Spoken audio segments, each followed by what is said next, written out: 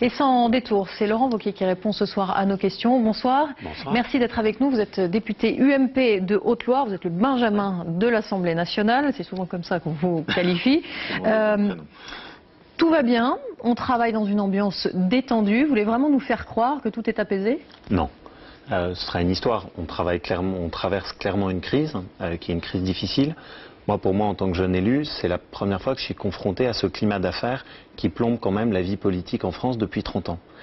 La seule chose qui m'intéresse là-dedans, et qui est peut-être le seul petit message d'espoir à travers cette crise, c'est qu'on a deux hommes, Nicolas Sarkozy et Dominique de Villepin, qui ont choisi le même discours, qui était de dire « on laisse travailler la justice ». Et ça, si vous comparez avec des affaires comme celle du Rainbow Warrior ou de l'affaire des écoutes à l'Elysée en termes de référents précédents dans le temps, c'était pas le cas. Le cas avant, c'était le pouvoir politique qui planquait tout sous le tapis.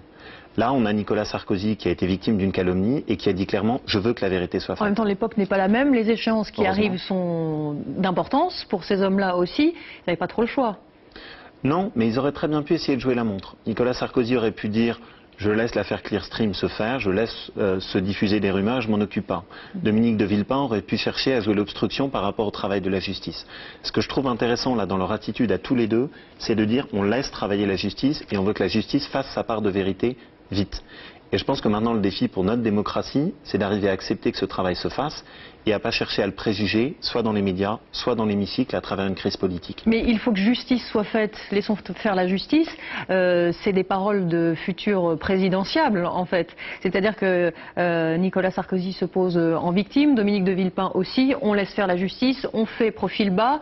Voilà, c'est pour profiter aussi du moment et envoyer un signe aux électeurs qui est de dire attendez, nous on est Moi, surtout, ce qui m'inquiète, c'est l'immense gâchis qui ressort de ça. Ce qui est lourd à porter quand vous êtes un élu et que vous essayez de faire votre engagement avec honnêteté, c'est cette espèce d'image qui pèse en France de les politiques assoiffés de pouvoir, avec ce climat d'affaires et avec ces magouilles qui tournent autour. C'est pas ça ? J'espère que ça peut ne pas être ça. Et je pense que cette affaire-là, ça doit être le point de rupture qui doit permettre de montrer qu'on n'accepte plus ça et que ceux qui jouent avec ça en paieront le prix. Et la deuxième leçon qui est aussi très forte, c'est quand même l'immense sentiment de gâchis qu'on a. Parce qu'aujourd'hui, depuis 15 jours, on ne parle plus que de ça. On ne parle plus des débats sur l'immigration, on parle très peu de la baisse du chômage, qui est quand même une baisse extrêmement forte. On n'a plus une baisse aussi importante depuis 1995. Donc on ne parle plus des résultats qui sont positifs. Je ne me suis pas engagé en politique pour discuter des affaires, je me suis engagé en politique pour essayer de parler du fond. Et vous êtes déçu aujourd'hui justement que le débat d'idées, les convictions laissent place à une haine et à une guerre des personnes à des fins électorales ? Oui, clairement. Surtout qu'il y a un espèce de sentiment d'impuissance. Vous êtes face à une espèce de machine qui s'emballe et que vous n'arrivez plus à arrêter.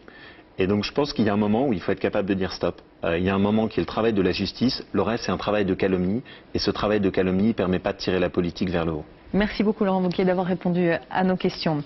On va revenir...